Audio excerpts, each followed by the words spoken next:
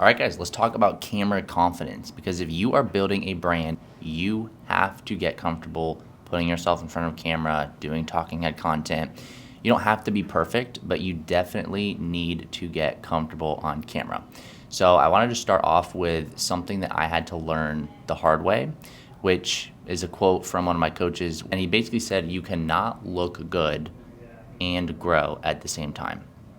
And that was really powerful for me because when I started my content journey, I was not good at all. Like, I was not natural. I was not smooth on camera. I was not confident at all. I was super awkward. I literally overthought everything to the point that my first handful of videos, I was literally doing 10 to 20 retakes per video every single time. And so this made me feel genuinely, it made me feel like maybe this is not what I meant to do. Maybe I'm not cut out to post on camera. I assumed that everybody else out there who could do talking head content perfectly was just a natural at it from the start.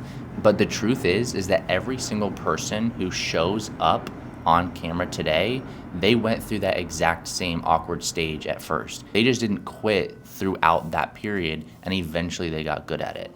And so this is what I always tell my clients is that camera confidence is not something that you just instantly get good at just right off the bat. It is a skill that you have to build and you have to put in the reps. So real quick, we're going to go over some little tips that should help you build confidence on camera and help you position yourself as an authority. Whether you're already super confident, whether you have never put yourself in front of camera, this is going to be good stuff. So take notes. So number one is very simple, but it's repetition. To make it very simple, repetition and doing the reps day in and day out is going to help you become more confident on camera. Like, you cannot think your way into confidence. You cannot mindset your way into confidence. You cannot visualize your way into being confident. Your nervous system will not calm down unless you get that consistent exposure to that thing that it's scared of. That's why right now it's super uncomfortable for some of you guys to put yourself in front of camera because it's currently unfamiliar. You don't do it often enough. So your job is to make it as familiar as possible. Again, it does not have to be perfect. It does not have to be super high production. And you also don't need to be doing like 10 or 15 reels a week. Just do consistent reps. Start with, let's say, one story. Start with something simple and then do it again tomorrow or do it again next week. Put out a reel, put out a story post. Just keep it simple and just get the reps in, because the sooner you can just put in the reps, the sooner that you're going to be able to build confidence. Number two is know your material. And yes, this means that you can use scripts, you can use teleprompters. In my opinion, I should have done this a long time ago, because believe it or not, your nervous system calms down quite a bit when you know what you're going to say. And I used to be super embarrassed using like scripts and teleprompters and things like that because I thought it was like cheating somehow, until I realized literally every single speaker and podcaster out there who I admire, they use this stuff, right? Like, being prepared isn't inauthentic, it's professional. Inside this program, you have frameworks, so just use them. For instance, I give you a whole framework on how to build out your content process, which you're going to get access to here in the next handful of videos. So go through that video, learn how to structure out your content, and then use tools like teleprompters and use scripts. That way you know what you're about to say. Because when you have clarity, that confidence is going to show up. Like, the reason why sometimes you guys don't have confidence on camera is because your brain is too busy trying to come up with stuff on the fly and know what to say. And it's basically trying to like improvise and perform at the exact same time. So giving your brain this structure or this thing to go over will relax it a lot. And number three, and this actually was a huge thing for me, is stop talking to the camera and instead talk to a person. So what I mean by this is, for instance, when I was first starting out filming my content, I was talking to the lens. I was talking to this black ring, and it was just super off. Like, the energy did not feel right. It felt forced. It kind of felt like disconnected in a way. And everything changed when I started talking to the camera, but envisioning me talking to a person. Like, picture your best friend or picture your ideal client sitting right across from you as the camera, and just say what you feel like they need to hear. Like, talk to them, not the device.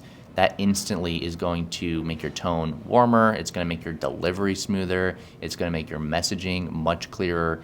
And it's going to make it so that it doesn't sound like you're presenting, more that you're connecting with your audience. At the end of the day, the easiest way to build a magnetic brand is by connecting and resonating with your audience. So number 4, moving on, is use your body. Use your body language. Your energy needs to transfer because the camera is going to suck energy out of you. So whatever you think is normal in real life, it's going to look a little bit flatter on camera. So you really need to bring the energy. I would say whatever you think is good, do like 20% more than that. Use your hands, sit up tall, like make sure that you're leaning in when you're making a point, and use your body language when it fits. Like actually use your face and let your face react to what you're saying, because body language at the end of the day is going to be essentially an amplifier to what you're saying. And when you amplify through your content, your presence again is going to feel a lot more magnetic and confident. Number 5, and this sort of ties into the first thing we mentioned, is just start simple. Like don't try to make 5 videos a day. Don't try to even make 5 videos a week. Like start out small. I personally did not start out with making a ton of polished content. I started with 1 reel, 1 story post a week, and that's it. So if you feel overwhelmed currently and you're like, I don't have time, there's no way I can get all this content out, it takes me forever to make a reel, like don't try to do so much. Do 1 story this week. Do 1 reel this week of you talking on camera. That is a win if you had not done that the week prior. Your confidence naturally is going to grow at the pace that you can handle, not at the pace that you feel like you should be at or the pace that this guru is telling you to be at and like saying, hey, go post freaking 3 times a day. That's unrealistic, especially in the beginning. So keep it simple. Number 6 is ask for feedback. And I don't mean ask for feedback just for anybody. I mean choose people that actually know what they're talking about. Like find somebody in your space that could give you really good feedback. A really good example of this is I didn't realize that I used the word or this filler in a lot of my content until a coach called me out on it, and then I fixed that immediately. So someone else might be able to point out certain things like talking too fast or rambling or you're talking too soft, and it's going to help you improve your direction 10 times faster because you cannot see your own blind spots. Now, number 7, and this is probably the most important thing, is find your own voice. Confidence does not come from being polished or saying what you feel like people want to hear from you. It comes from being you, not the professional version of you, not the guru version of you. Again, not this ideal version that you think everybody wants to see.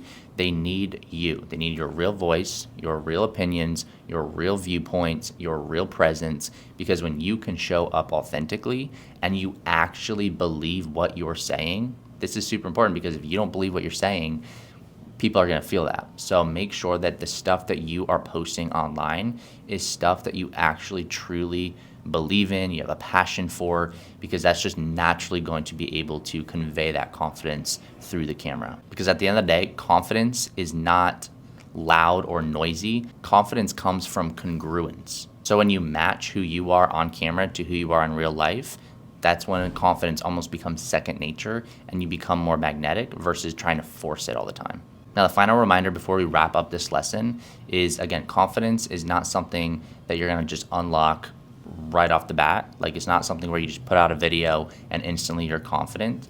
It is an evolving process. Like, some days you're going to feel amazing. Some days you're going to stumble quite a bit and you're going to be like, why am I doing this? Some days you're going to probably record like a clip 3, 5, maybe 10, 12 times. But none of that means that you are not cut out for this. It means that you are human. And the goal is not to remove the fraud voice. Going back to the fraud in the room, the goal is to have a relationship with this fraud voice and lead through that anyways. Keep showing up messy, keep showing up uncertain, keep showing up as a human because people want the real you. They don't want the perfect version of you. Otherwise, you're not going to be able to relate to those people. That is where confidence grows, and that is how you become unstoppable and build an unstoppable brand.